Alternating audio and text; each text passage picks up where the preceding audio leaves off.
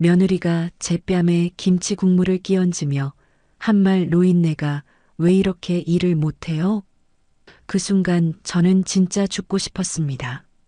그런데 더 충격적인 건 그걸 옆에서 보고도 아들은 웃고 있었다는 사실입니다. 67세 정옥자 씨는 평생을 오직 아들 준수만을 위해 살아왔습니다.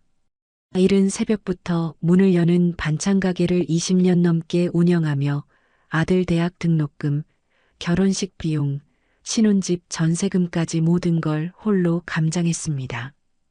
그 모든 목돈은 그녀의 땀이 서린 통장에서 나갔습니다.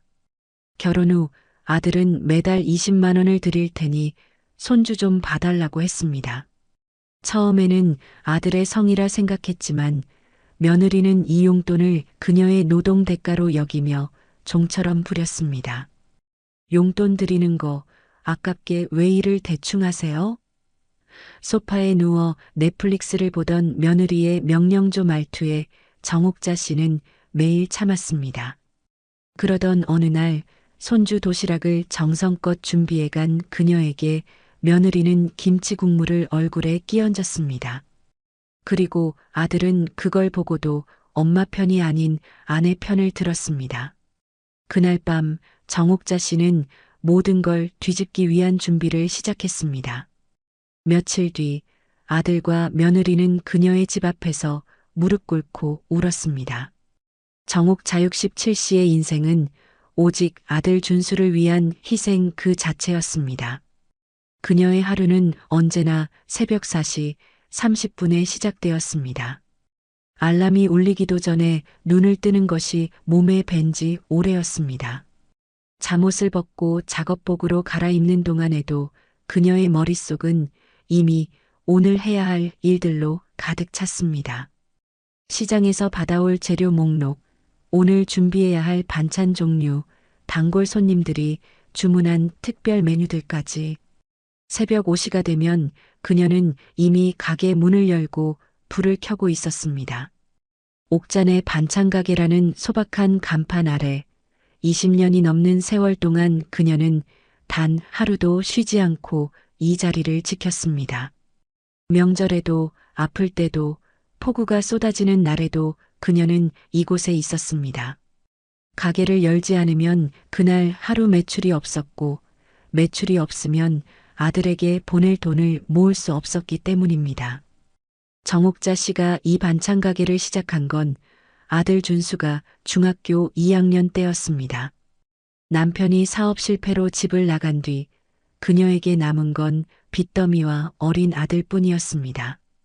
학력도 없고 특별한 기술도 없던 그녀가 할 수 있는 일은 많지 않았습니다.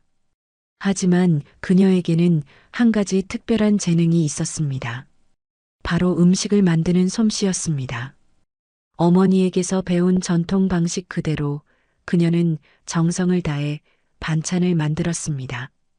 김치는 3일 동안 절이고 멸치볶음은 뼈가 부드러워질 때까지 약한 불에 졸였으며 장조림은 고기가 입에서 녹을 때까지 오랜 시간 끓였습니다. 그렇게 만든 반찬들은 입소문을 타기 시작했고 작은 가게는 점점 단골 손님들로 북적이게 되었습니다. 하루 평균 15시간씩 일했습니다. 새벽 5시부터 밤 10시까지 그녀의 손은 쉴 틈이 없었습니다. 식재료를 다듬고 씻고 썰고 볶고 조리고 담고 포장하는 일이 끝없이 반복되었습니다. 손가락 마디마디는 굳어졌고 허리는 구부정해졌으며 무릎은 시큰거렸습니다. 하지만 그녀는 입 밖으로 아픈 내색을 하지 않았습니다. 아들 앞에서는 더더욱 그랬습니다. 준수야, 엄마는 괜찮아. 너는 공부만 열심히 해. 엄마가 다 책임질게. 그녀는 아들에게 이 말을 입버릇처럼 했습니다. 그리고 정말로 모든 것을 책임졌습니다. 아들의 학원비, 교재비, 급식비는 물론이고 친구들과 어울릴 때 필요한 용돈까지 넉넉하게 챙겨주었습니다. 아들이 다른 아이들보다 부족함을 느끼지 않도록 오히려 더 여유 있게 지낼 수 있도록 그녀는 자신의 모든 것을 쏟아부었습니다. 고등학교 때는 더 바빴습니다. 대학 입시를 준비하는 아들을 위해 그녀는 더 많은 돈을 벌어야 했습니다. 새벽 배달 일을 추가로 시작했고 밤늦게까지 도시락 주문을 받았습니다. 잠은 하루 34시간이면 충분했습니다. 아니, 충분하다고 스스로를 다독였습니다. 아들의 미래를 위해서라면 이 정도 고생은 아무것도 아니라고 그렇게 자신을 채찍질했습니다. 드디어 아들이 대학에 합격했습니다. 명문대는 아니었지만 그래도 제법 괜찮은 4년제 대학이었습니다. 합격 통지서를 받아든 아들이 엄마 합격했어 라고 외쳤을 때 정옥자 씨는 그동안의 모든 고생이 한순간에 보상받는 느낌이었습니다. 눈물이 쏟아졌습니다. 기쁨의 눈물이었습니다. 하지만 기쁨도 잠시, 현실은 냉혹했습니다. 등록금이 한 학기에 400만 원이 넘었습니다. 거기에 기숙사비, 생활비, 책값까지 더하면 한 달에 최소 150만 원은 필요했습니다. 그녀의 반찬 가게 수입으로는 빠듯했지만 그래도 해낼 수 있다고 믿었습니다. 실제로 그녀는 해냈습니다. 4년 동안 단 한 번도 등록금을 밀리지 않았고 아들이 아르바이트를 하지 않아도 되도록 생활비를 넉넉히 보냈습니다. 엄마, 나 졸업하면 좋은 회사 들어가서 엄마 편하게 해줄게. 엄마가 하고 싶은 거 다 하고 여행도 다니고 그러자. 아들은 가끔 이렇게 말했습니다. 그 말을 들을 때마다 정옥자 씨는 가슴이 벅차올랐습니다. 그래, 내가 지금 힘들어도 나중에 아들이 다 갚아줄 거야. 조금만 더 참자. 조금만 더 버티자. 그녀는 이렇게 스스로를 다독이며 하루하루를 견뎌냈습니다. 대학을 졸업한 아들은 중견기업에 취직했습니다. 월급은 그리 많지 않았지만 그래도 정규직이었고 복지가 괜찮은 회사였습니다. 정옥자 씨는 이제야 조금 숨통이 트이는 것 같았습니다. 이제 내 역할은 끝났구나. 이제부터는 준수가 알아서 잘 살겠지. 그녀는 이렇게 생각하며 조금씩 가게 일을 줄여나갈 계획을 세웠습니다. 그런데 2년 뒤 아들이 결혼하겠다고 했습니다. 여자친구를 소개하며 엄마 이 사람이랑 결혼하고 싶어라고 말했을 때 정옥자 씨는 복잡한 감정이 들었습니다. 기쁘기도 했지만 한편으로는 아들을 빼앗기는 것 같은 씁쓸함도 느껴졌습니다. 하지만 그녀는 그런 감정을 애써 감추고 며느리가 될 여자를 환하게 맞이했습니다. 어머니, 저는 유진이라고 해요. 준수 오빠를 잘 보살피겠습니다. 첫인상은 나쁘지 않았습니다. 예의 바르고 말투도 부드러웠습니다. 정옥자 씨는 착한 애네. 우리 준수가 좋은 사람 만났구나라고 안심했습니다. 문제는 결혼 준비 과정에서 시작되었습니다. 아들이 조심스럽게 말을 꺼냈습니다. 엄마, 결혼식이랑 신혼집 준비하는데 돈이 좀 필요해. 유진이네는 딸이라서 많이 못 내놓는데 우리가 좀 더 부담해야 할 것 같아. 얼마나 필요한데? 결혼식장이랑 예단, 패백 준비하는데 3천만 원 정도 들고 신혼집 전세금이 2억이야. 은행 대출 1억 5천 받으면 우리가 5천만 원만 보태면 돼. 8천만 원?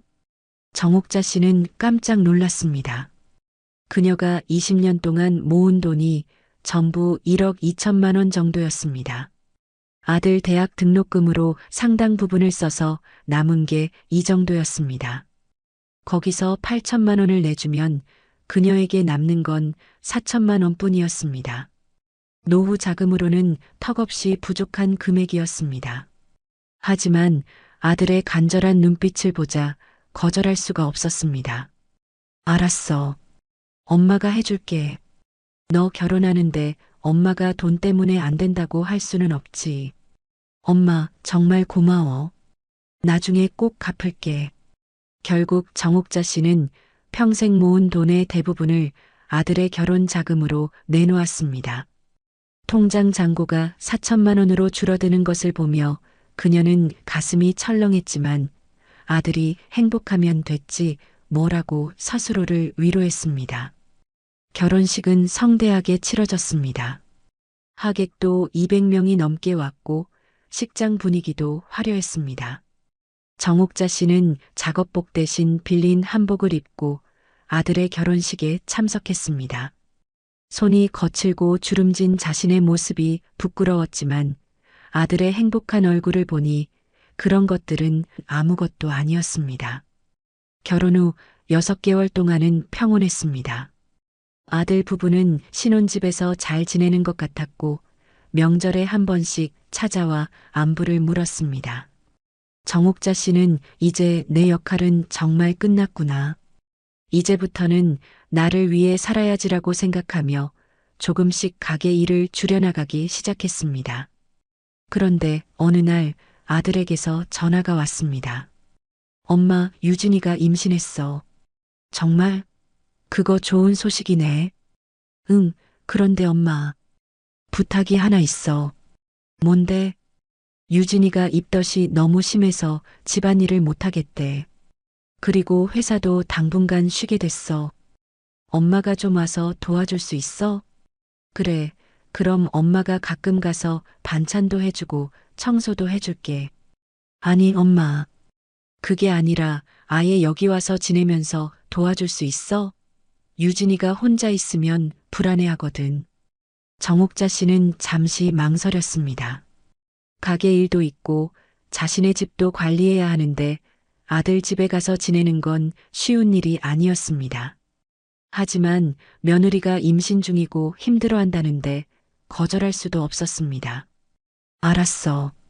그럼 일주일에 34일 정도는 가서 도와줄게. 고마워, 엄마. 그리고 엄마 미안한데. 우리가 형편이 좀 어려워서 그러는데 생활비 명목으로 매달 20만 원 정도 드릴게. 엄마도 교통비랑 이것저것 드는 게 있을 테니까. 20만 원. 정옥자 씨는 순간 말문이 막혔습니다.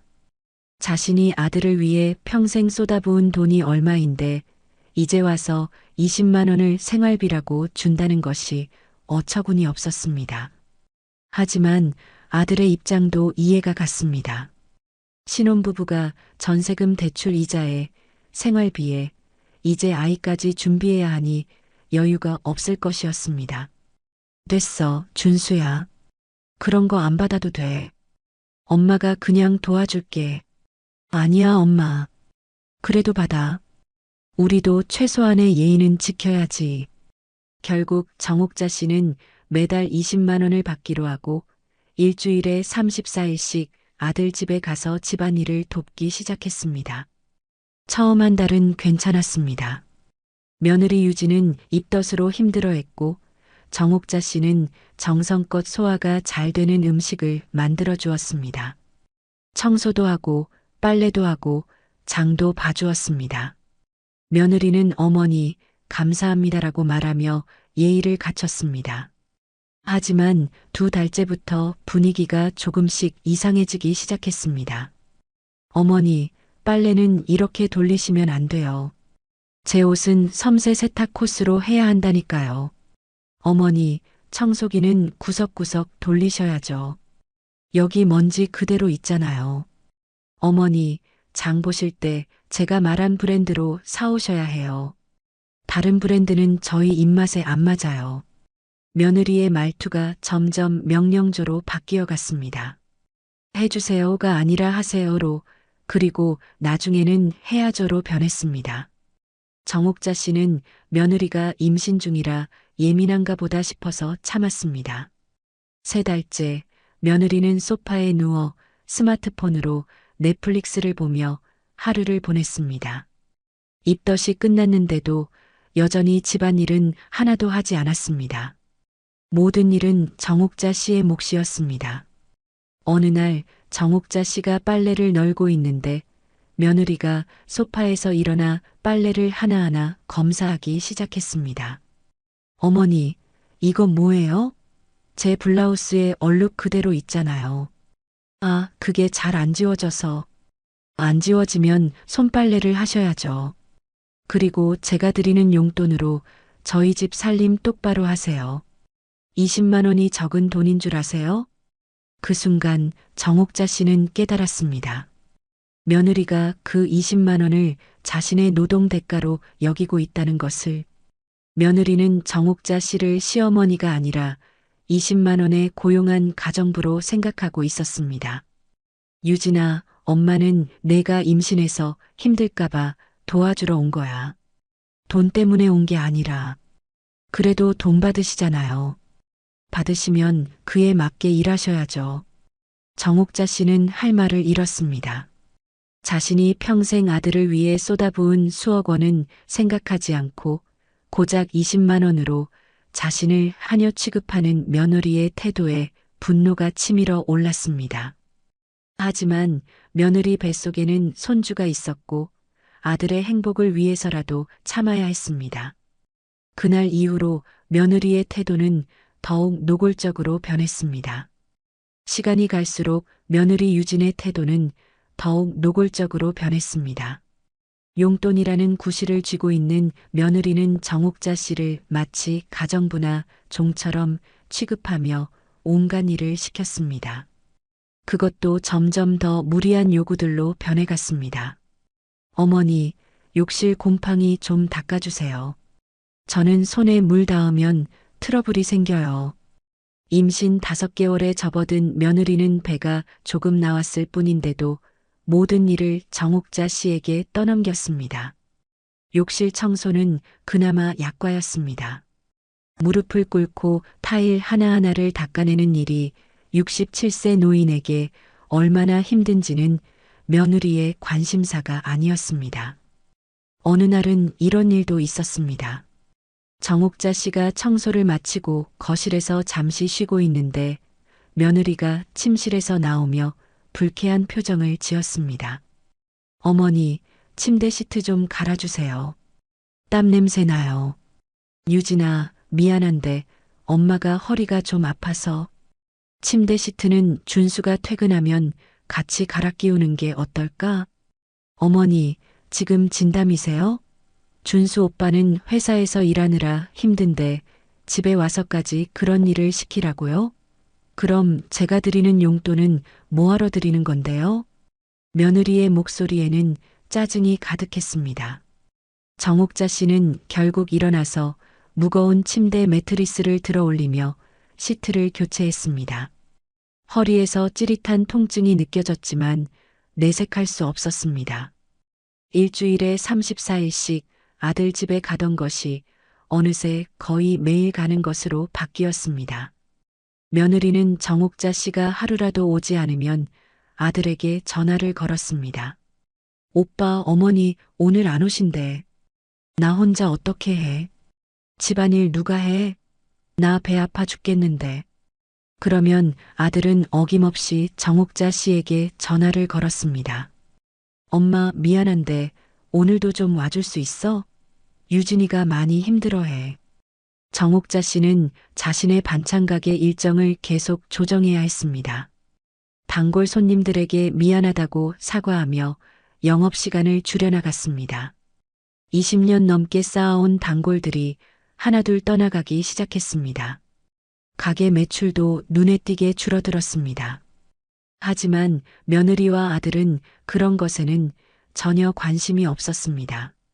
어느 날 저녁 정옥자 씨가 정성껏 저녁상을 차려놓고 며느리를 불렀습니다.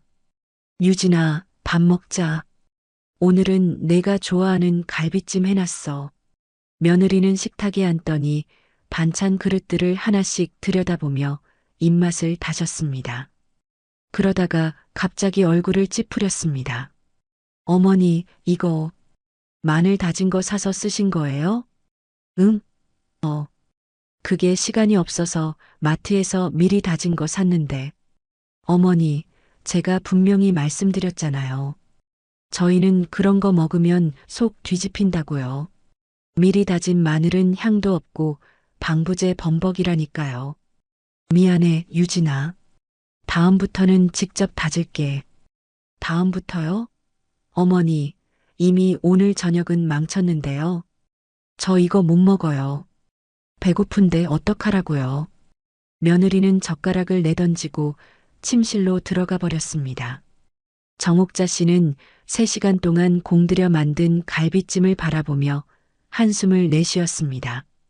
손끝이 떨렸습니다. 화가 나는 것인지 슬픈 것인지 아니면 허탈한 것인지 알 수 없었습니다. 그날 밤 아들이 퇴근하고 돌아왔습니다. 며느리는 남편에게 바로 불만을 쏟아냈습니다. 오빠, 어머니가 또 그러셨어. 내가 먹지 말라는 거 자꾸 쓰시고. 나 진짜 스트레스 받아 죽겠어. 뱃속 애한테도 안 좋다고. 엄마, 유진이가 먹지 말라는 거는 좀 신경 써서 안 쓰시면 안 돼요? 유진이 입덧할 때부터 계속 말했잖아요. 아들도 며느리 편을 들었습니다. 정옥자 씨는 변명조차 하지 않았습니다. 변명을 해봤자 소용없다는 것을 이미 알고 있었습니다. 며느리의 요구사항은 날이 갈수록 구체적이고 까다로워졌습니다. 아침에는 과일을 깎아 접시에 예쁘게 담아야 했고, 점심 식사 후에는 반드시 설거지와 싱크대 청소까지 완벽하게 해야 했습니다. 저녁에는 다음날 아침 메뉴까지 미리 준비해 놓아야 했습니다. 어머니, 내일 아침은 샌드위치 해주세요. 그리고 요거트랑 신선한 과일 주스도 준비해 주시고요. 아, 빵은 그냥 식빵 말고 호밀빵으로 사오세요. 유진아, 그런 건 준수가 출근하면서 사다 주면 안 될까? 어머니, 오빠는 아침에 바쁘다니까요. 그리고 용돈 드리는 거 아깝게 왜 일을 대충 하세요? 다른 집 시어머니들은 며느리 시중 얼마나 잘 드는데 다른 집 시어머니들은 며느리한테 이런 대접을 받나? 정옥자 씨는 속으로 이런 생각을 했지만 입 밖으로 내지는 않았습니다. 임신 7개월이 되자 며느리는 아예 하루 종일 침대나 소파에만 누워 있었습니다. 스마트폰으로 드라마를 보거나 온라인 쇼핑을 하거나 친구들과 통화를 하며 시간을 보냈습니다. 몸을 움직이는 일은 화장실 가는 것과 밥 먹는 것뿐이었습니다. 정옥자 씨는 아침 일찍 도착해서 청소, 빨래, 설거지를 하고 점심 식사를 준비하고 오후에는 장을 보고 저녁 식사를 준비하고 설거지를 마친 뒤 밤 9시가 넘어서야 자신의 집으로 돌아갔습니다. 집에 도착하면 온몸이 무너질 듯 아팠습니다. 하지만 다음날 아침이면 또다시 아들 집으로 향해야 했습니다. 어느 날 정옥자 씨가 빨래를 개고 있는데 며느리가 소파에서 일어나 다가왔습니다. 어머니, 이것 좀 보세요. 며느리가 들고 있던 것은 흰색 블라우스였습니다. 이거 얼룩 그대로 있잖아요. 이거 비싼 옷인데 어떡하라고요? 미안해, 유진아. 엄마가 삶아봤는데도 안 지워지더라. 안 지워지면 새로 사주셔야죠. 이거 한 벌에 30만 원짜리예요. 뭐? 30만 원? 네. 어머니가 망쳐놓으셨으니까 당연히 책임지셔야죠. 아니면 세탁 전문가한테 맡겨서라도 빼주시든가요. 정옥자 씨는 기가 막혔습니다. 자신이 매달 받는 20만 원보다 더 비싼 옷을 배상하라니. 그것도 자신이 일부러 망친 것도 아니고 최선을 다해 빨아봤는데 안 지워진 얼룩에 대해 30만 원을 내라는 것이었습니다. 유진아, 그건 좀 심한 거 아니니? 엄마도 최선을 다했는데. 최선을 다하셨다고요? 최선을 다하셨으면 얼룩이 남아있으면 안 되죠. 어머니, 일을 제대로 못하시면 솔직히 오시지 말아주세요. 차라리 제가 가사 도우미 아줌마 부르는 게 나을 것 같아요. 그 사람들은 적어도 프로잖아요. 가사 도우미 아줌마. 며느리는 정옥자 씨를 이제 가사 도우미와 비교하기 시작했습니다. 그것도 가사 도우미보다 못하다는 식으로. 어머니, 제가 친구한테 들었는데요. 요즘 가사 도우미들은 시간당 2만 원 받는데요. 어머니는 한 달에 20만 원 받으시니까 시간당으로 치면 한 5천 원? 그 정도면 정말 싼 거 아니에요? 그런데 일을 이렇게 하시면 저희가 손해잖아요. 며느리는 정옥자 씨를 시간당 5천 원짜리 저급 가사 도우미로 계산하고 있었습니다. 그녀가 평생 아들을 위해 쏟아부은 수억 원의 헌신은 아무런 의미가 없었습니다. 오직 지금 받는 20만 원만이 그들 사이의 관계를 규정하는 기준이었습니다. 정옥자 씨는 그날 밤 평생을 악착같이 살아온 자신의 인생이 너무나 허무하게 느껴졌습니다. 내가 왜 살아야 하나? 내가 이렇게까지 무시당하면서 살아야 하나? 침대에 누워 천장을 바라보며 눈물이 흘러내렸습니다. 하지만 다음 날 아침 그녀는 또다시 아들 집으로 향했습니다. 손주가 곧 태어날 것이고 그 아이만이라도 제대로 돌봐야겠다는 생각이 그녀를 움직이게 했습니다. 며느리의 막말은 계속되었습니다. 어머니, 설거지할 때 수세미로 그렇게 박박 문지르시면 코팅 다 벗겨져요. 이거 비싼 냄비인데 상식적으로 좀 조심히 다루셔야죠. 어머니, 청소기 돌릴 때 소파 밑이랑 가구 뒤도 다 해주세요. 먼지가 쌓이면 애한테 안 좋다고요. 어머니, 빨래 넣을 때 옷걸이 간격 좀 맞춰서 거세요. 보기 흉하잖아요. 이렇게 대충대충 하시면 안 돼요. 하루는 정옥자 씨가 장을 보고 돌아왔는데 며느리가 장바구니를 뒤지며 불평을 늘어놓았습니다. 어머니, 제가 유기농 채소 사오라고 했는데 왜 일반 채소를 사오셨어요? 유진아, 그게 유기농은 너무 비싸더라. 일반 채소도 깨끗하게 씻으면. 어머니, 지금 돈이 문제예요? 뱃속 애 건강이 문제예요? 일반 채소에는 농약이 얼마나 많은데요. 제 아이한테 독을 먹이라고요? 미안해. 다음부터는 유기농으로 살게. 다음부터요? 오늘 저녁은 또 어떡하고요? 에휴, 진짜. 며느리는 한숨을 푹 내쉬며 침실로 들어가 버렸습니다. 정옥자 씨는 장바구니를 들고 다시 마트로 향했습니다. 유기농 채소를 사려면 일반 채소보다 두세 배 비쌌지만 며느리의 불평을 듣는 것보다는 나았습니다. 임신 8개월이 되자 며느리는 더욱 까다로워졌습니다. 임신 후기라 배도 많이 불러왔고 몸도 무거워서 불편한 것은 이해할 수 있었습니다. 하지만 며느리의 태도는 불편함을 넘어서 폭군 수준이었습니다. 어머니, 오늘 제가 친구들이 집에 와요. 그러니까 집안을 완벽하게 청소해 주세요. 화장실, 거실, 침실, 주방 모두요. 그리고 간단한 다가도 준비해 주시고요. 유진아, 엄마가 오늘 병원 검진 예약이 있어서. 어머니, 병원은 다음에 가시면 되잖아요. 제 친구들이 오는데 집이 지저분하면 어떡해요? 제 친구들한테 우리 집안이 형편없다는 걸 보여드리고 싶으세요? 정옥자 씨는 결국 자신의 병원 예약을 취소하고 집 청소를 했습니다. 무릎 통증이 점점 심해지고 있었는데도 병원에 갈 시간조차 낼 수 없었습니다. 며느리의 친구들이 오자 며느리는 갑자기 다정한 며느리로 변신했습니다.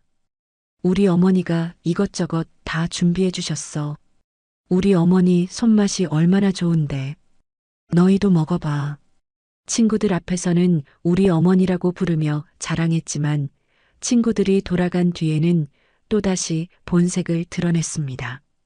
어머니, 찻잔에 립스틱 자국 그대로 있는 거 보셨어요? 설거지 대충 하셨네요. 제 친구들 앞에서 창피했잖아요. 미안해, 유진아. 엄마가 미처 못 봤네. 미처 못 봤다고요? 그럼 제대로 확인하시면서 설거지 하셔야죠.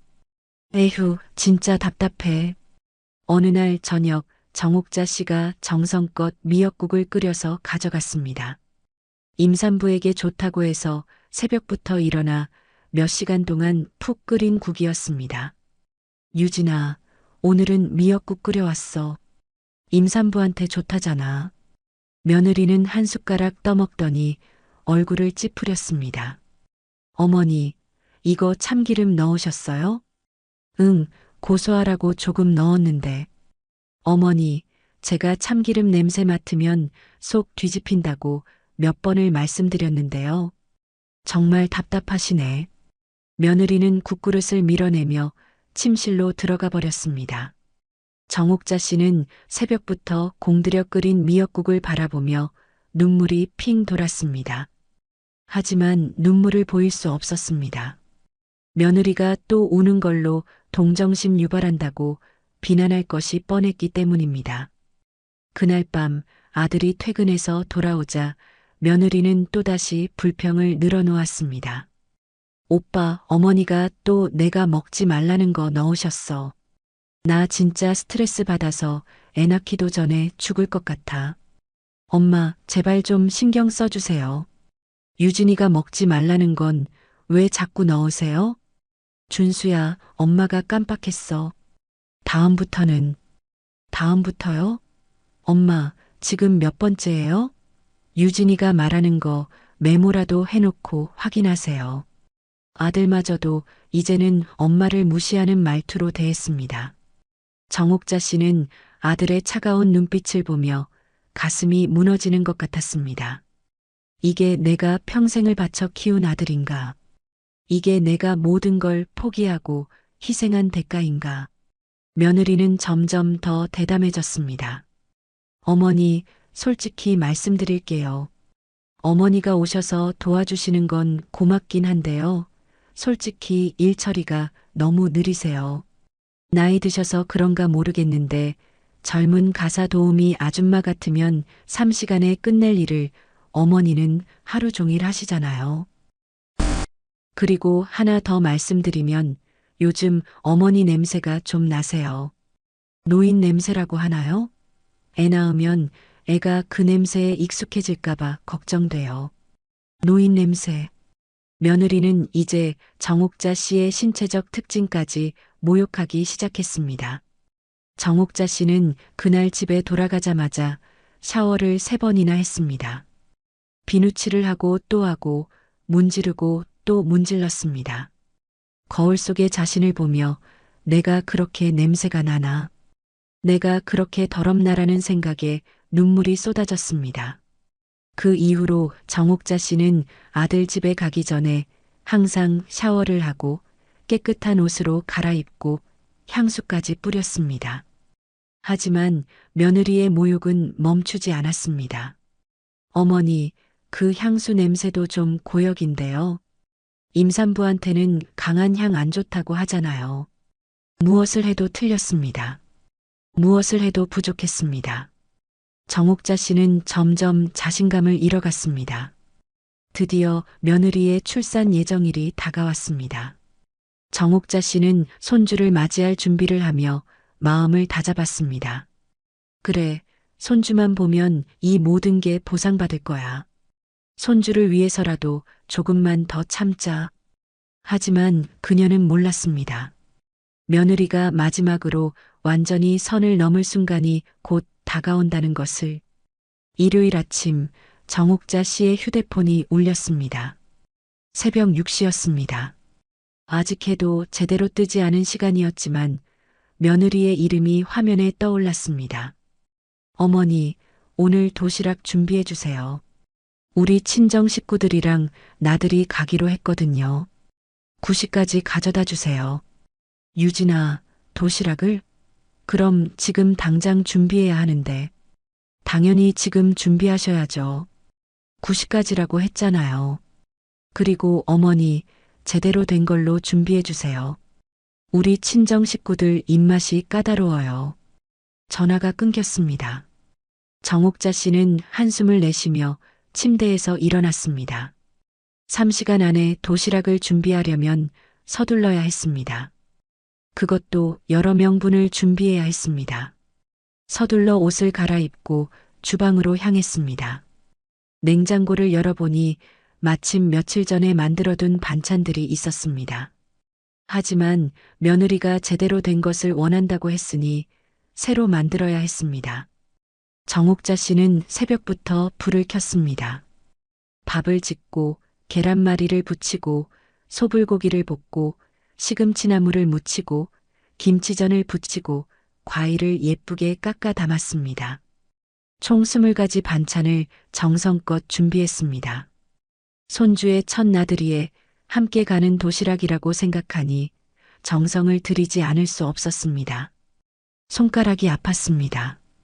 칼질을 하다가 손가락에 쥐가 났고 프라이팬을 계속 들었다 놓았다 하느라 손목도 욱신거렸습니다. 하지만 멈출 수 없었습니다. 9시까지 도착해야 했습니다. 8시 30분 정옥자 씨는 3개의 큰 도시락 가방을 들고 집을 나섰습니다. 가방이 너무 무거워서 손이 저렸지만 택시를 타기에는 아까운 돈이었습니다. 버스를 2번 갈아타고 아들 집으로 향했습니다. 9시 10분 정옥자 씨는 숨을 헐떡이며 아들 집 현관 앞에 도착했습니다. 10분 늦었습니다. 초인종을 누르자 곧바로 문이 열렸습니다. 며느리가 불쾌한 표정으로 서 있었습니다. 어머니, 늦으셨네요. 9시까지라고 했는데. 미안해, 유진아. 버스가 좀 막혀서. 그럴 줄 알았으면 택시를 타시든가요. 우리 친정 식구들 다 기다리고 있잖아요. 정옥자 씨는 무거운 도시락 가방을 며느리에게 건넸습니다. 며느리는 가방을 받아들고 거실로 들어갔습니다. 정옥자 씨도 따라 들어갔습니다. 거실에는 며느리의 친정 부모님과 동생이 앉아 있었습니다. 어머니, 늦게 와서 죄송합니다. 도시락 준비하느라. 며느리의 어머니가 어색하게 웃으며 말했습니다. 아니에요, 사돈 어르신. 고생하셨어요. 며느리는 도시락 가방을 식탁에 올려놓고 하나씩 열어보기 시작했습니다. 정옥자 씨는 며느리가 만족스러워할 것이라고 기대했습니다. 정성껏 준비한 20가지 반찬이 가득 담겨 있었으니까요. 하지만 며느리의 표정은 점점 굳어갔습니다. 어머니, 이거 뭐예요? 며느리가 소불고기가 담긴 통을 들어 올리며 물었습니다. 소불고기야. 내가 좋아하잖아. 어머니, 이거 MSG 넣으셨죠? 응? 아니, 그게 아니라 조미료를 조금. 조미료요? 조미료가 MSG 아니고 뭐예요? 며느리의 목소리가 갑자기 커졌습니다. 거실에 있던 친정 식구들이 모두 이쪽을 바라봤습니다. 정옥자 씨는 당황해서 말을 더듬었습니다. 유진아, 그게 맛을 내려고 조금만 넣었어. 건강에 해롭지 않게. 해롭지 않다고요. 어머니, 제가 몇 번을 말씀드렸어요. MSG는 절대 안 된다고. 우리 애한테 먹이면 안 된다고. 며느리의 얼굴이 붉게 상기되었습니다. 정옥자 씨는 변명을 하려 했지만 며느리는 듣지 않았습니다. 어머니, 이걸 우리 애한테 먹이라고요. 정말 답답하시네요. 그 순간 며느리는 소불고기가 담긴 통을 집어들더니 그 안의 국물을 정옥자 씨의 얼굴에 그대로 끼얹었습니다. 어머니, MSG 쓰지 말랬죠. 이걸 우리 애한테 먹이라고요. 차갑고 끈적한 국물이 정옥자 씨의 얼굴을 타고 흘러내렸습니다. 눈에 들어가고 코로 들어가고 입으로 들어갔습니다. 옷도 흠뻑 젖었습니다. 정옥자 씨는 그 자리에 얼어붙어 아무 말도 할 수 없었습니다. 아휴, 진짜. 늙으면 귀도 먹나? 며느리의 마지막 한마디가 정옥자 씨의 가슴을 찔렀습니다. 거실에는 침묵이 흘렀습니다. 며느리의 친정 식구들도 당황한 표정으로 바라보고만 있었습니다. 아무도 정옥자 씨를 감싸주지 않았습니다.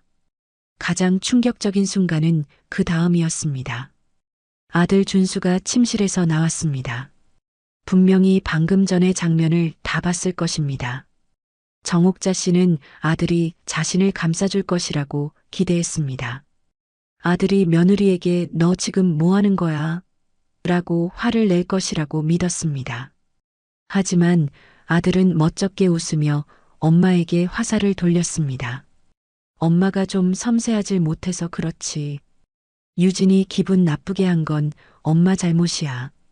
준수야. 정옥자 씨의 목소리가 떨렸습니다. 아들의 눈에는 미안함도 죄책감도 없었습니다. 오직 며느리의 눈치만 살피고 있었습니다. 엄마 유진이한테 사과해. 그리고 다음부터는 제발 좀 신경 써서 해줘. 사과를. 내가? 당연하지. 엄마가 잘못했으니까. 정옥자 씨는 믿을 수 없었습니다. 자신의 얼굴에 음식을 끼얹은 며느리가 아니라 자신이 사과를 해야 한다는 것이었습니다. 그것도 평생을 바쳐 키운 아들의 입에서 나온 말이었습니다. 그 순간 정옥자 씨는 심장이 찢어지는 듯한 고통을 느꼈습니다. 평생을 바친 아들이 이제는 자기 아내 눈치에 친엄마를 짐짝 취급하고 있다는 사실을 깨달은 것입니다. 정옥자 씨는 떨리는 손으로 얼굴에 국물을 닦아냈습니다. 눈물이 나오려고 했지만 꾹 참았습니다. 이 사람들 앞에서 눈물을 보이고 싶지 않았습니다. 미안. 해. 정옥자 씨는 겨우 그 말을 내뱉고 현관으로 향했습니다. 며느리는 뒤에서 마지막으로 한마디를 던졌습니다. 어머니, 다음부터는 제대로 준비해 주세요. 시간 낭비하게 하지 마시고요. 정옥자 씨는 현관문을 열고 밖으로 나왔습니다. 문이 닫히는 소리가 귓가에 울렸습니다. 그녀는 엘리베이터를 타고 1층으로 내려갔습니다. 건물 밖으로 나오자 햇빛이 눈부셨습니다. 아름다운 일요일 아침이었습니다. 하지만 정옥자 씨의 세계는 완전히 어두웠습니다. 버스 정류장에 앉아 있는 동안 그녀는 멍하니 허공을 바라봤습니다. 얼굴과 옷에서 국물 냄새가 났습니다. 지나가는 사람들이 이상한 눈빛으로 쳐다봤습니다. 하지만 그녀는 신경 쓰지 않았습니다. 이미 자존감이 바닥까지 떨어진 상태였습니다. 집에 도착한 정옥자 씨는 현관문을 열고 들어가자마자 주저앉았습니다. 더 이상 참을 수가 없었습니다. 눈물이 쏟아져 내렸습니다. 목 놓아 울고 싶었지만 소리조차 제대로 나오지 않았습니다.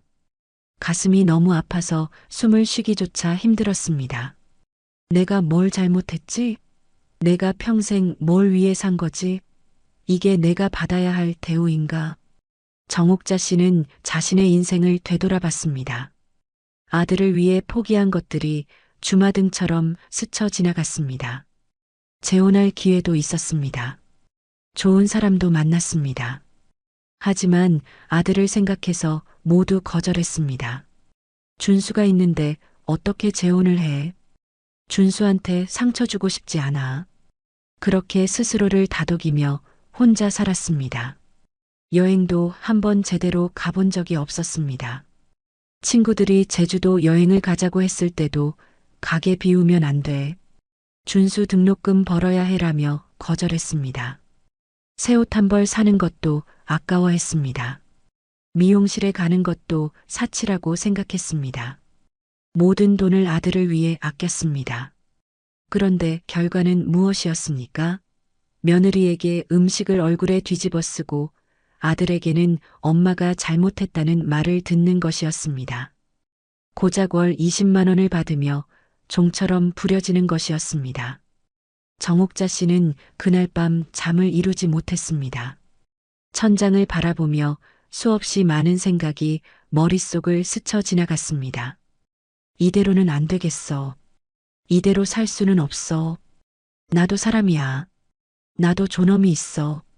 새벽 3시 정옥자 씨는 침대에서 일어났습니다. 서랍을 열고 오래전부터 보관해왔던 통장을 꺼냈습니다. 그 통장에는 아들에게 주려고 모았던 돈이 들어 있었습니다. 2억 7천만 원. 반찬 가게를 운영하면서 조금씩 모은 돈이었습니다. 아들의 결혼 자금으로 8천만 원을 내준 뒤에도 그녀는 계속 돈을 모았습니다. 나중에 손주가 태어나면 교육비로 써달라고 주려고 했습니다. 아들이 집을 살 때 보태주려고 했습니다. 아들 부부가 어려울 때 도와주려고 했습니다. 하지만 이제 생각이 바뀌었습니다. 이 돈은 내 돈이야. 내가 평생 땀 흘려번 돈이야. 나를 짐짝 취급하는 사람들한테 줄 돈이 아니야. 정옥자 씨는 통장을 꼭 쥐고 결심했습니다. 이제 더 이상 참지 않기로, 더 이상 당하지 않기로, 더 이상 희생하지 않기로. 다음 날 월요일 아침 아들에게서 전화가 왔습니다. 엄마, 오늘 유진이가 병원 검진 가는데 같이 가줄 수 있어? 나는 회사 일이 있어서. 안 돼. 응? 뭐라고? 안 된다고 했어. 나 오늘 못 가. 엄마, 무슨 일 있어? 목소리가 이상한데. 준수야, 엄마 이제 안 갈 거야. 너희 집에. 뭐? 갑자기 무슨 소리야? 어제 일 때문에. 엄마 더 이상 못 참겠어. 엄마, 그거 가지고 그래? 유진이가 좀 예민해서 그런 거잖아. 임산부는 다 그래. 준수야, 내 아내가 내 얼굴에 음식을 뒤집어 씌웠어. 그걸 보고도 넌 나한테 사과하라고 했지. 엄마가 MSG 넣은 거 잘못한 거잖아. 유진이가 그렇게 싫어하는데. 나는 내 엄마야, 준수야. 20만 원 받는 가정부가 아니라고. 엄마, 지금 그게 중요해? 유진이가 출산 앞두고 있는데 엄마까지 이러면 어떡해. 아들의 목소리에는 짜증이 섞여 있었습니다. 엄마의 고통보다 아내의 편의가 더 중요했습니다. 정옥자 씨는 더 이상 말하고 싶지 않았습니다.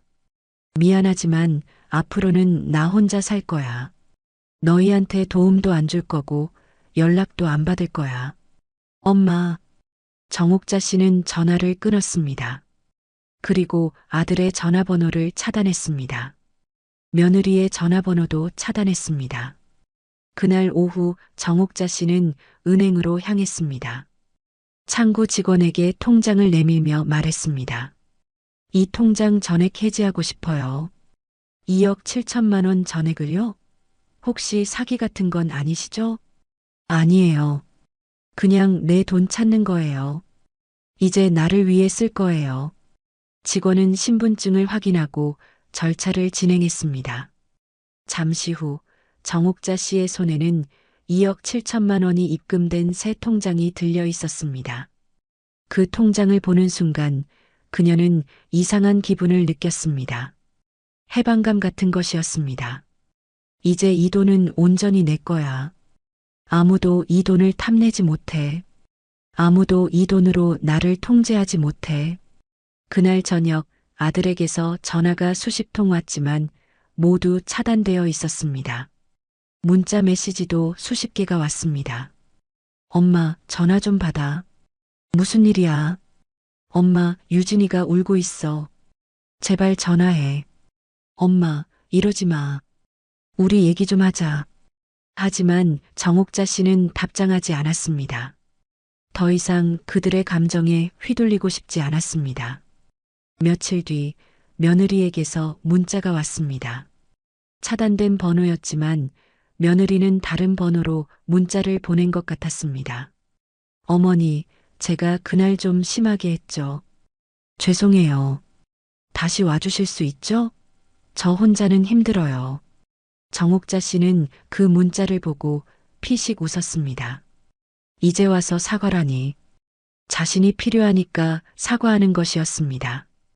진심이 담긴 사과가 아니었습니다. 그녀는 답장하지 않았습니다. 대신 변호사 사무실을 찾았습니다. 그리고 상담을 받았습니다. 제가 아들과 관계를 정리하고 싶은데 어떻게 해야 할까요? 변호사는 그녀의 이야기를 듣고 조언했습니다. 상속 포기 각서를 작성하실 수 있습니다. 그리고 연락 두절을 선언하시면 됩니다. 법적으로 문제될 것은 없습니다. 정옥자 씨는 그 자리에서 서류를 작성했습니다. 아들에 대한 모든 상속을 포기한다는 내용의 각서였습니다. 그리고 더 이상 연락하지 말 것을 요구하는 내용 증명도 준비했습니다. 집으로 돌아온 정옥자 씨는 짐을 싸기 시작했습니다. 20년 동안 살았던 집을 떠나기로 했습니다. 이 동네에는 아들과 며느리의 그림자가 너무 많이 남아 있었습니다. 새로운 곳에서 새로운 삶을 시작하고 싶었습니다. 그날 밤 정옥자 씨는 조용히 서랍 속에 숨겨두었던 통장을 다시 꺼냈습니다. 2억 7천만 원. 평생을 모은 돈. 이제 이 돈으로 자신만을 위한 인생을 살 것입니다.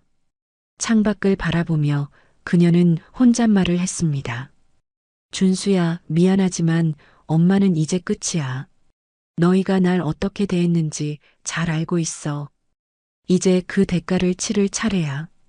그날 밤 정옥자 씨는 처음으로 깊은 잠에 빠져들었습니다.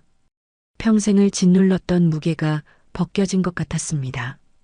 다음 날 정옥자 씨는 아들 집에 가지 않았습니다. 그 다음 날도 마찬가지였습니다. 반찬 가게 문도 닫았습니다. 20년 넘게 단 하루도 쉬지 않고 지켰던 그 가게의 셔터를 내렸습니다. 단골 손님들이 찾아와 문을 두드렸지만 그녀는 나가지 않았습니다. 대신 그녀는 집안에서 조용히 앞으로의 계획을 세웠습니다. 노트를 펼쳐놓고 해야 할 일들을 하나씩 적어 내려갔습니다. 반찬 가게 정리 및 매물 내놓기, 시골집 알아보기, 아들과의 법적 관계 정리, 새로운 삶 준비. 매일 아침 차단된 전화번호로 수십 통의 전화가 걸려왔습니다. 아들과 며느리였습니다. 문자 메시지도 쏟아졌습니다. 처음에는 걱정하는 척하는 메시지들이었습니다. 엄마, 어디 아프세요? 연락 좀 주세요. 어머니, 걱정돼요. 전화 좀 받아주세요. 하지만 며칠이 지나자 메시지의 톤이 변했습니다. 엄마, 장난 그만 치고 전화해. 유진이가 혼자서 힘들어 죽겠어. 어머니, 이렇게 무책임하실 거예요? 손주 생각은 안 하세요? 일주일이 지나자 아들이 직접 정옥자 씨의 집으로 찾아왔습니다. 초인종을 연신 눌러댔습니다. 엄마, 문 좀 열어봐. 엄마. 정옥자 씨는 현관문 바로 뒤에 서서 아들의 목소리를 들었습니다. 예전 같았으면 즉시 문을 열었을 것입니다. 아들이 부르는데 어떻게 문을 열지 않을 수 있었겠습니까? 하지만 이제는 달랐습니다. 그녀는 문을 열지 않았습니다. 엄마, 제발 문 좀 열어줘. 우리 얘기 좀 하자. 아들은 30분 동안 문 앞에서 소리쳤습니다. 하지만 정옥자 씨는 끝까지 문을 열지 않았습니다. 결국 아들은 포기하고 돌아갔습니다. 그날 저녁 며느리에게서 또 다른 번호로 전화가 걸려왔습니다. 이번에는 받기로 했습니다. 어차피 할 말은 해야 했으니까요. 여보세요. 정옥자 씨의 목소리는 차갑고 담담했습니다. 어머니, 대체 왜 이러시는 거예요? 오빠가 어머니 집까지 갔는데 문도 안 열어주시고. 할 일이 있어서. 무슨 할 일이요? 어머니, 저 지금 혼자서 집안일 다 하면서 임신까지 하고 있어요. 어떡하라고요? 유진아, 내가 알아서 해. 뭐라고요? 며느리의 목소리가 날카로워졌습니다. 내가 알아서 하라고 했어. 나는 이제 안 가. 어머니, 지금 저한테 장난하시는 거예요? 장난 아니야. 진심이야. 어머니. 며느리의 목소리가 떨렸습니다. 분노인지 당황인지 혹은 둘 다인지 알 수 없었습니다. 어머니, 그날 일 때문에 그러시는 거예요? 제가 좀 심했죠. 인정해요. 그런데 어머니도 MSG 넣지 말라고 했는데 넣으셨잖아요. 서로 잘못한 거 아니에요? 서로 잘못했다는 말에 정옥자 씨는 피식 웃음이 나왔습니다. 유진아, 넌 내 얼굴에 음식을 뒤집어 씌웠어. 그게 좀 심한 정도야? 그건 제가 임신해서 호르몬이 불안정해서 그런 거예요. 이해 좀 해주세요. 이해는 내가 평생 했어. 이제는 안 해. 어머니, 그럼 어쩌라고요? 저 혼자 어떡하라고요? 그건 내 일이야. 내가 해결해. 정옥자 씨는 전화를 끊어버렸습니다. 손이 떨렸습니다. 하지만 후회는 없었습니다. 오히려 속이 시원했습니다. 며칠 뒤 아들에게서 긴 문자 메시지가 왔습니다. 이번에는 다른 번호로 보낸 것 같았습니다. 엄마, 나 준수야. 엄마가 화난 거 이해해. 그날 내가 유진이 편만 들어서 잘못했어. 미안해. 근데 엄마, 유진이가 지금 진짜 힘들어. 출산이 코앞인데 혼자서 모든 걸 다 하고 있어. 나는 회사 때문에 집에 일찍 못 가고 엄마만 믿고 있었는데 엄마가 안 오시니까 유진이가 스트레스 받아서 쓰러질 뻔했어. 엄마, 제발 한 번만 더 와줘. 애 낳을 때까지만. 그 이후로는 엄마 마음대로 해도 돼. 제발. 정옥자 씨는 그 문자를 읽고 한숨을 내쉬었습니다. 아들은 여전히 자신이 무엇을 잘못했는지 모르고 있었습니다. 진심으로 엄마에게 미안해하는 것이 아니라 엄마가 필요해서 돌아오라고 하는 것이었습니다. 그녀는 답장을 보냈습니다. 준수야, 엄마는 이제 내 삶에 없어. 너희끼리 알아서 살아. 그날 저녁 며느리에게서 다시 전화가 왔습니다. 이번에는 또 다른 번호였습니다. 정옥자 씨는 받지 않으려다가 마지막으로 한 번 더 분명하게 말해주기 위해 전화를 받았습니다. 여보세요. 어머니, 저 유진이에요. 며느리의 목소리는 이전과 달랐습니다. 명령조도 짜증도 아니었습니다. 다급함이 묻어나는 목소리였습니다. 어머니, 제가 잘못했어요. 진심으로 사과할게요. 그날 제가 너무 심했죠. 죄송해요. 다시는 그러지 않을게요. 그러니까 다시 와주실 수 있죠? 정옥자 씨는 침묵했습니다. 며느리는 계속 말을 이었습니다. 어머니, 솔직히 말씀드릴게요. 저 지금 진짜 힘들어요. 배는 무겁고 집안일은 산더미고 오빠는 회사 일로 바쁘고 어머니 없으면 진짜 못 살 것 같아요. 제발이요. 유진아. 정옥자 씨가 입을 열었습니다. 넌 나한테 사과하는 게 아니야. 넌 지금 나한테 다시 와서 일해달라고 부탁하는 거야. 아, 아니에요. 진심으로 죄송하다고. 유진아, 그날 넌 내 얼굴에 음식을 뒤집어 씌웠어. 그리고 늙으면 귀도 먹냐고 했지.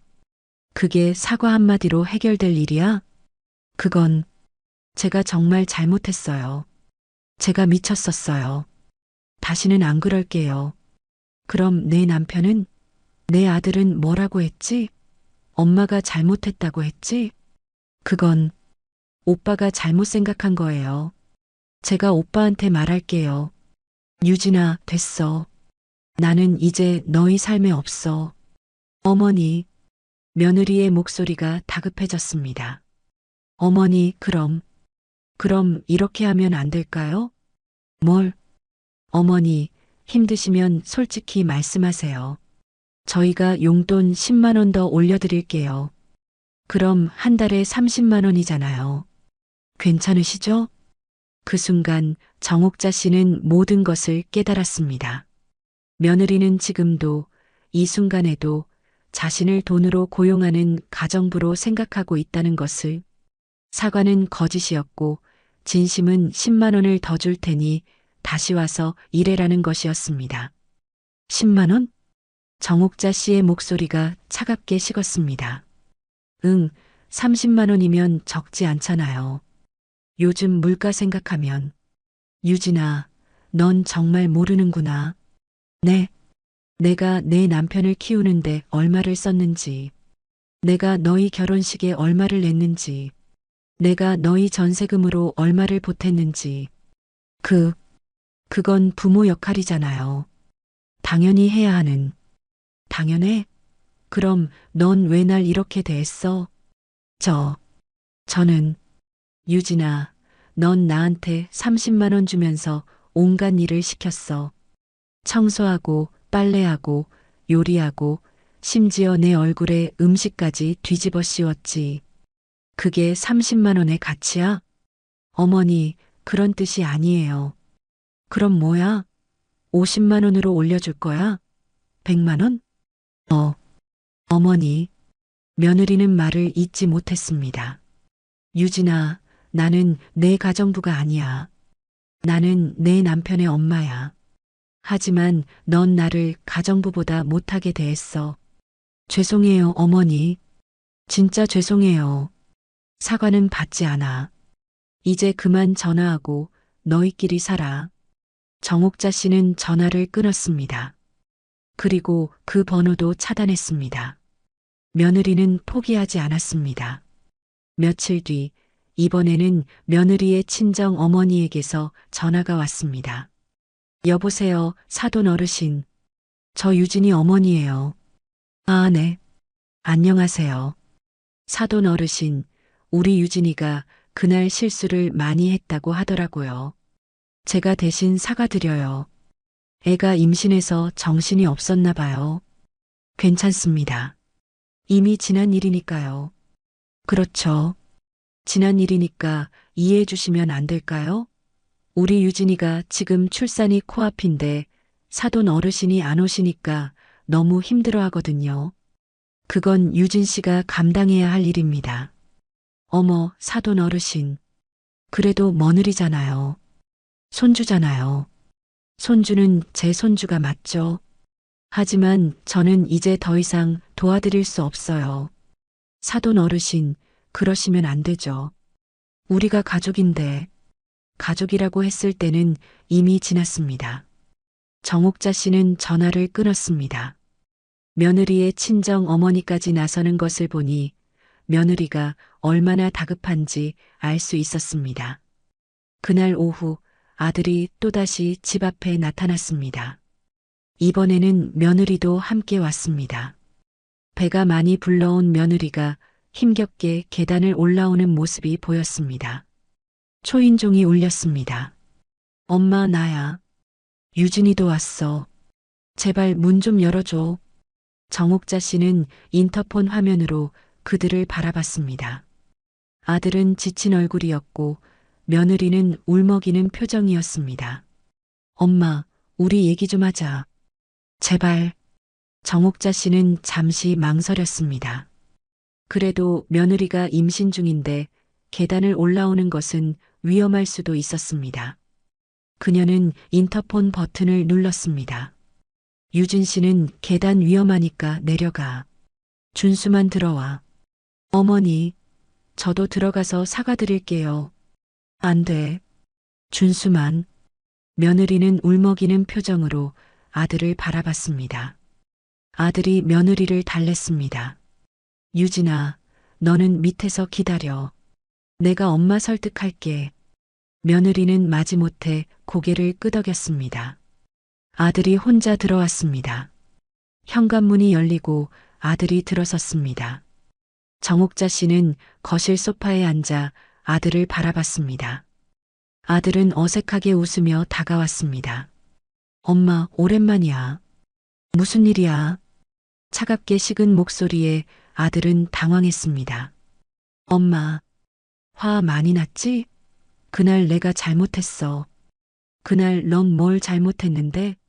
내가 유진이 편만 들었잖아. 엄마 기분 나쁘게 했어. 그뿐이야? 응? 그리고 아들은 말을 잇지 못했습니다. 정옥자 씨가 말을 이었습니다. 준수야, 내 아내가 내 얼굴에 음식을 뒤집어 씌웠어. 그걸 보고도 넌 나한테 사과하라고 했지. 그건 엄마가 MSG를 넣어서 MSG 넣은 게 잘못이야? 그게 음식을 사람 얼굴에 던질 이유가 돼? 아니, 그런 건 아니고. 준수야, 넌 아직도 모르는구나. 내가 뭘 잘못했는지. 엄마, 너는 내 엄마보다 내 아내가 더 중요해. 그건 이해해. 근데 내 엄마를 인간 이하로 취급하는 아내를 말리지도 않았어. 엄마, 준수야, 나는 너를 키우느라 내 인생을 다 바쳤어. 재혼도 안 했어. 여행도 안 갔어. 새 옷도 안 샀어. 모든 걸 너를 위해 포기했어. 정옥자 씨의 목소리가 떨렸습니다. 그런데 너는 나한테 뭘 해줬니? 월 20만 원 주면서 종처럼 부렸잖아. 엄마, 그건 유진이가 뭐? 유진이가 시켜서 그랬다고? 준수야, 넌 성인이야. 내 판단으로 행동해야 해. 아들은 고개를 숙였습니다. 엄마, 미안해. 진짜 미안해. 사과는 이제 필요 없어. 엄마, 제발. 다시 와줘. 유진이가 진짜 힘들어해. 애 낳을 때까지만. 안 돼. 엄마, 준수야, 나는 이제 나를 위해 살 거야. 너희를 위해서가 아니라. 엄마, 그럼 손주는? 손주 얼굴도 안 보고 싶어? 그 말에 정옥자 씨는 잠시 멈칫했습니다. 손주, 그 아이만은 보고 싶었습니다. 하지만 그녀는 고개를 저었습니다. 손주는 나중에 생각해 볼게. 지금은 아니야. 엄마, 준수야, 이제 그만 가. 유진 씨 밑에서 기다리잖아. 아들은 더 이상 할 말이 없었습니다. 그는 한참을 망설이다가 결국 일어섰습니다. 엄마, 연락해줘. 제발. 아들이 나간 뒤 정옥자 씨는 창문으로 밖을 내다봤습니다. 아들과 며느리가 함께 걸어가는 모습이 보였습니다. 며느리가 무언가 따지듯 말하고 아들이 고개를 숙인 채 듣고 있었습니다. 저렇게 살겠지. 평생. 정옥자 씨는 고개를 돌렸습니다. 더 이상 그들의 삶은 자신과 관계없었습니다. 그날 밤 며느리에게서 마지막 문자가 왔습니다. 어머니, 굳이 이렇게 일을 크게 만드실 필요 없잖아요. 저희가 행복해야 어머니가 행복한 거 아니에요? 그러니까 저희 기분 상하지 않게 하세요. 제발이요. 그 문자를 읽는 순간 정옥자 씨는 아들에 대한 모든 희생의 끈을 완전히 잘라버렸습니다. 평생의 헌신을 고작 30만 원짜리 노예 계약으로 취급한 것도 모자라 마지막까지 저희 기분 상하지 않게 하세요라는 말을 하는 며느리에게 더 이상 어떤 정도 남아 있지 않았습니다. 정옥자 씨는 답장을 보냈습니다. 유진아, 너희가 행복한 게 내 행복이 아니야. 이제부터는 내 행복이 내 행복이야. 더 이상 연락하지 마. 그리고 모든 연락을 차단했습니다. 완전히 영원히. 며칠 뒤 정옥자 씨는 시골의 작은 단독주택으로 이사했습니다. 서울에서 2시간 정도 떨어진 경기도 외곽의 조용한 마을이었습니다. 집은 작았지만 마당이 있었고 뒤편으로는 작은 텃밭도 있었습니다. 20년 넘게 살던 도심의 빌라를 정리하고 이곳으로 완전히 삶의 터전을 옮겼습니다. 이삿짐을 정리하면서 정옥자 씨는 오래된 사진첩을 발견했습니다. 어린 준수의 사진들이 가득했습니다. 100일 사진, 돌잔치 사진, 초등학교 입학식 사진, 중학교 졸업 사진, 대학교 입학 사진, 그리고 결혼식 사진까지 모든 순간을 그녀는 카메라에 담았습니다. 사진 속의 아들은 환하게 웃고 있었습니다. 그 옆에는 언제나 그녀가 있었습니다. 아들의 어깨에 손을 얹고 자랑스러운 표정으로 카메라를 바라보던 그녀의 모습. 하지만 지금 그 사진을 보는 그녀의 마음은 복잡했습니다. 이 아이를 키우느라 내가 뭘 포기했더라. 다시 돌아가도 똑같이 할까? 정옥자 씨는 사진첩을 천천히 넘기다가 마지막 페이지에 꽂혀 있던 메모지를 발견했습니다. 아들이 초등학교 때 쓴 편지였습니다. 엄마 사랑해요. 엄마는 세상에서 제일 좋은 엄마예요. 엄마가 해주는 밥이 제일 맛있어요. 나중에 크면 엄마한테 맛있는 거 많이 사줄게요. 엄마 편하게 해줄게요. 마이너스 준수 올림. 편지를 읽는 동안 눈물이 흘러내렸습니다. 이 아이가 언제부터 변한 걸까? 아니면 원래부터 이랬던 걸까? 내가 너무 많이 주어서 당연하게 여긴 걸까? 정옥자 씨는 사진첩을 닫았습니다. 그리고 박스 깊숙이 넣었습니다. 과거는 과거일 뿐이었습니다. 이제는 앞을 봐야 했습니다.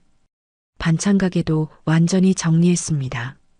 단골 손님들에게 폐업 인사를 돌리고 가게 집기들을 정리했습니다. 20년 동안 쌓인 추억들이 그곳에 있었지만 더 이상 미련은 없었습니다.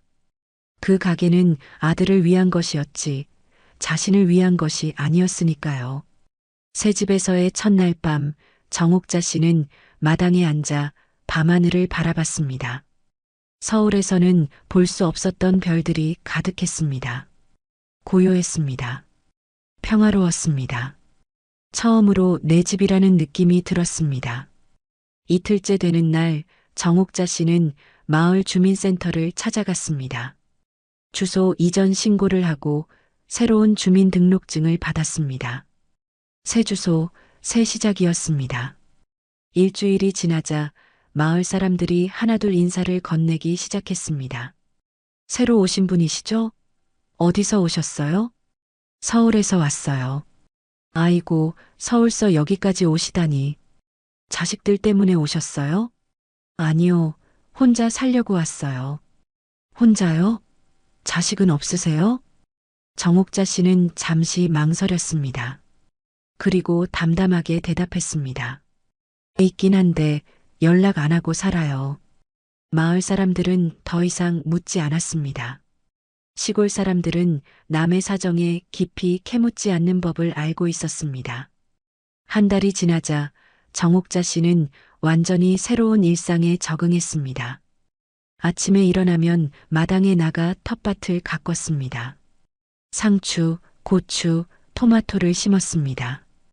흙을 만지며 시간을 보내는 것이 생각보다 즐거웠습니다. 오후에는 마을 도서관에 가서 책을 읽었습니다. 평생 책 한 권 제대로 읽어볼 시간이 없었는데 이제는 하루에 한 권씩 읽어나갔습니다. 소설도 읽고 에세이도 읽고 요리책도 읽었습니다. 아들을 위한 요리가 아니라 자신을 위한 요리를 배우고 싶었습니다. 저녁에는 마을 주민들과 함께 산책을 했습니다. 같은 또래의 여성들이 몇 명 있었는데 그들과 이야기를 나누며 걷는 시간이 즐거웠습니다. 정옥자 씨, 얼굴이 많이 밝아지셨네요. 그래요? 저도 느껴져요. 마음이 편해진 것 같아요. 여기 오시길 잘하셨어요. 서울은 너무 복잡하잖아요. 정옥자 씨는 고개를 끄덕였습니다. 복잡한 건 서울만이 아니었습니다. 아들과 며느리와의 관계가 가장 복잡했습니다. 그 관계에서 벗어나니 모든 게 단순해졌습니다. 그러던 어느 날 저녁 집 전화기가 울렸습니다. 휴대폰은 모든 번호를 차단했지만 새 집 전화번호는 아직 알려주지 않았었습니다. 누가 알았을까 싶어 받았습니다. 여보세요? 엄마. 나야, 준수. 아들의 목소리였습니다. 정옥자 씨는 순간 얼어붙었습니다. 어떻게 이 번호를 알았니? 엄마 주민등록을 따라가 봤어. 그리고 주민센터에 가서 미안해, 엄마. 아들은 그렇게까지 해서 어머니를 찾아낸 것이었습니다. 무슨 일이야? 정옥자 씨의 목소리는 여전히 차가웠습니다.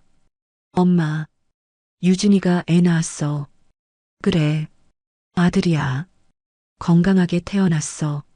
잘 됐네. 엄마, 손주 얼굴 보러 올래? 정옥자 씨는 잠시 망설였습니다. 손주, 그 아이는 죄가 없었습니다. 하지만 지금 가면 또다시 예전으로 돌아갈 것 같았습니다. 또다시 며느리의 종이 될 것 같았습니다. 아니, 엄마, 제발, 손주만이라도 봐줘. 준수야, 나는 이제 너희 삶에 없어. 아기 잘 키워. 엄마는 믿어. 엄마. 정옥자 씨는 전화를 끊었습니다. 손이 떨렸습니다. 손주를 보고 싶은 마음은 굴뚝 같았습니다. 하지만 지금 가면 안 된다는 것을 알고 있었습니다. 그날 밤 정옥자 씨는 잠을 이루지 못했습니다. 손주의 얼굴이 궁금했습니다. 아들을 닮았을까? 며느리를 닮았을까? 건강하게 잘 자라고 있을까? 수없이 많은 생각이 머릿속을 맴돌았습니다. 하지만 아침이 되자 그녀는 마음을 다잡았습니다. 나는 강해져야 해. 흔들리면 안 돼. 일주일 뒤 집 앞에 택배가 도착했습니다. 발신인은 아들이었습니다. 박스를 열어보니 아기 사진들이 가득 들어 있었습니다. 그리고 편지가 한 장 들어 있었습니다. 엄마, 우리 아들이야. 이름은 지훈이라고 지었어. 엄마를 닮아서 눈이 크고 이뻐. 엄마, 보고 싶어. 한 번만 만나줘. 제발. 마이너스 준수. 정옥자 씨는 사진을 하나씩 들여다봤습니다. 작고 빨간 얼굴의 아기가 잠들어 있었습니다. 가슴이 먹먹해졌습니다. 하지만 그녀는 사진을 다시 봉투에 넣었습니다. 그리고 서랍 깊숙이 넣어두었습니다. 지금은 안 돼. 아직은 안 돼. 한 달 뒤 아들과 며느리가 직접 찾아왔습니다. 아기를 안고 집 앞에 서 있었습니다. 정옥자 씨는 창문 너머로 그들을 바라봤습니다. 며느리는 산후조리를 끝낸 듯 얼굴이 많이 회복되어 있었고 아들은 아기를 조심스럽게 안고 있었습니다. 초인종이 울렸습니다. 엄마, 엄마, 문 좀 열어줘. 지훈이 데려왔어. 손주 얼굴 좀 봐줘. 정옥자 씨는 현관 쪽으로 걸어갔습니다. 손이 문손잡이에 닿았습니다. 잠시 망설였습니다.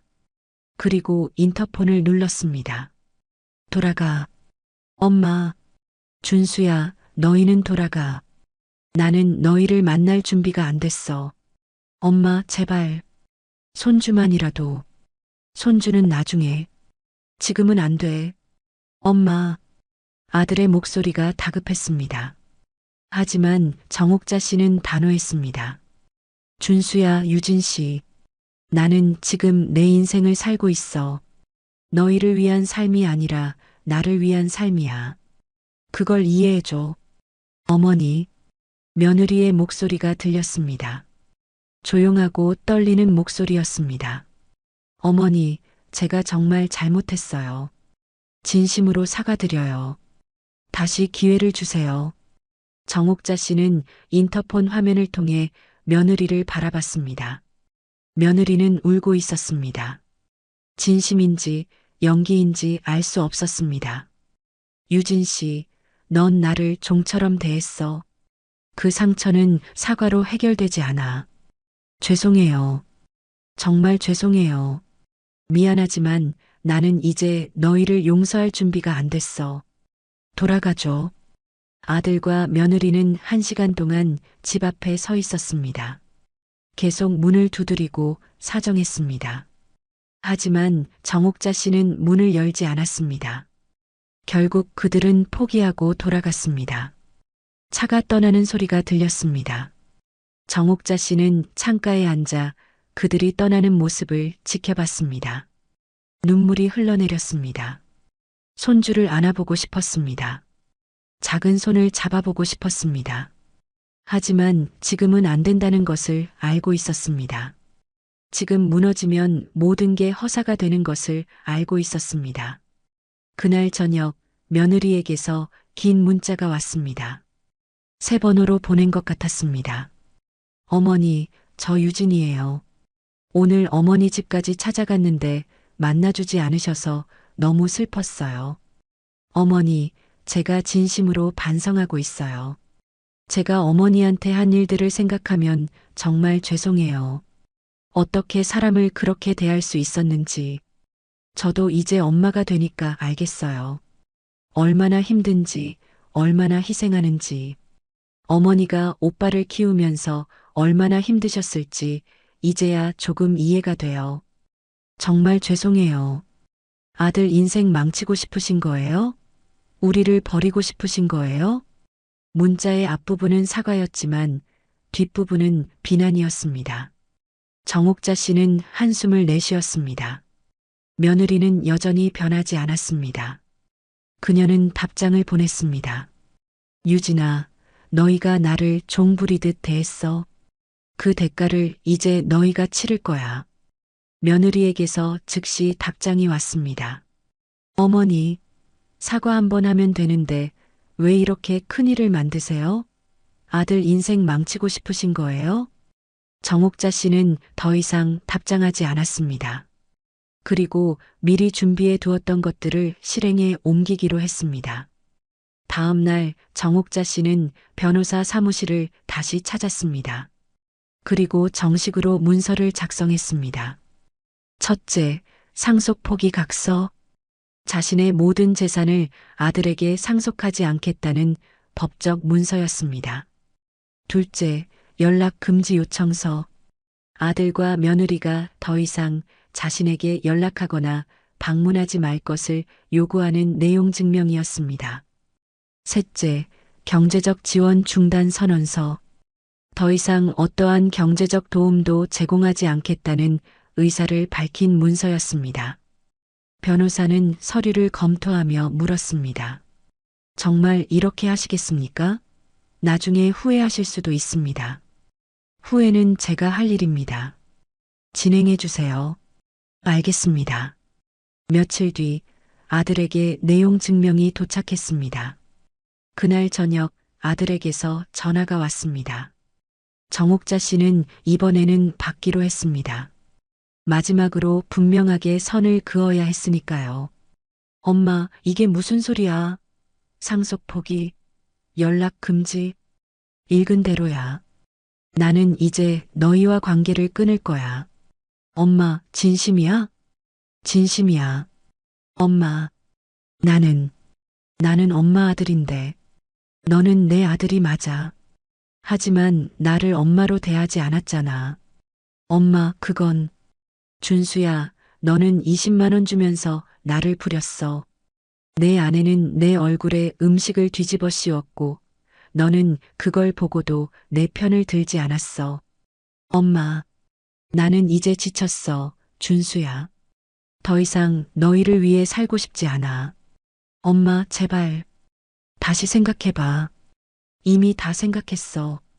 결정은 끝났어. 정옥자 씨는 전화를 끊었습니다. 그리고 집 전화선을 뽑아버렸습니다. 며칠 뒤 모든 것을 잃을 위기에 처한 아들과 며느리가 다시 정옥자 씨를 찾아왔습니다. 이번에는 둘 다 무릎을 꿇고 집 앞에서 울었습니다. 엄마, 미안해. 다시는 안 그럴게. 우리를 버리지 마. 어머니, 제발이요. 손주 생각해서라도. 정옥자 씨는 집안에서 그들의 목소리를 들었습니다. 가슴이 아팠습니다. 하지만 문을 열지 않았습니다. 대신 창문을 열고 그들을 내려다봤습니다. 준수야, 유진 씨. 두 사람이 고개를 들어 올려다봤습니다. 나는 이제 나를 위해 살 거다. 엄마, 너희 엄마는 오늘부로 없다. 그 말에 며느리는 결국 분노를 참지 못하고 소리쳤습니다. 어머니 후회하실 거예요. 나중에 늙어서 아무도 돌봐주는 사람 없으면 그때 알 거예요. 정옥자 씨는 조용히 웃었습니다. 그리고 마지막 말을 했습니다. 평생을 후회하게 될 사람은 너희지. 난 이제 자유니까. 창문을 닫았습니다. 커튼을 쳤습니다. 아들과 며느리의 울부짖는 소리가 들렸지만 정옥자 씨는 귀를 막았습니다. 1시간쯤 지나자 밖이 조용해졌습니다. 그들이 떠난 것이었습니다. 정옥자 씨는 소파에 앉아 깊게 숨을 내쉬었습니다. 모든 게 끝났습니다. 평생을 바쳤던 아들과의 관계가 완전히 끝났습니다. 슬펐습니다. 하지만 동시에 해방감도 느껴졌습니다. 더 이상 누군가의 종이 아니었습니다. 더 이상 며느리의 하녀가 아니었습니다. 더 이상 20만 원에 부려지는 가정부가 아니었습니다. 그녀는 이제 그냥 정옥자였습니다. 67세의 자유로운 정옥자였습니다. 창밖으로 저녁 노을이 물들고 있었습니다. 아름다웠습니다. 정옥자 씨는 그 노을을 바라보며 조용히 미소 지었습니다. 이제 시작이야. 내 인생의 진짜 시작. 여러분이라면 어떤 선택을 하셨을까요? 정옥자 씨는 평생을 아들을 위해 희생했습니다. 새벽부터 밤늦게까지 반찬 가게를 운영하며 아들의 대학 등록금, 결혼 자금, 신혼집 전세금까지 모두 감당했습니다. 하지만 돌아온 것은 월 20만 원을 받고 종처럼 부려지는 삶이었습니다. 며느리는 그녀의 얼굴에 음식을 뒤집어 씌웠고 아들은 그 모습을 보고도 엄마 편을 들지 않았습니다. 결국 그녀는 2억 7천만 원의 통장을 해지하고 상속을 포기하고 시골로 떠났습니다. 아들과 며느리가 무릎 꿇고 용서를 빌었지만 문을 열지 않았습니다. 평생을 후회하게 될 사람은 너희지. 난 이제 자유니까. 어떤 분들은 그래도 손주가 있는데 너무 냉정한 거 아니야? 라고 생각하실 수도 있습니다. 또 어떤 분들은 당연히 잘했어. 존엄을 지켜야지라고 공감하실 수도 있습니다. 여러분이라면 정옥자 씨처럼 완전히 연을 끊고 홀로서는 참교육 엔딩을 선택했을까요? 아니면 손주를 위해서라도 마지막 기회를 주고 관계 회복을 시도하셨을까요? 여러분의 생각을 꼭 댓글로 남겨주세요. 어떤 의견이든 저는 다 듣겠습니다.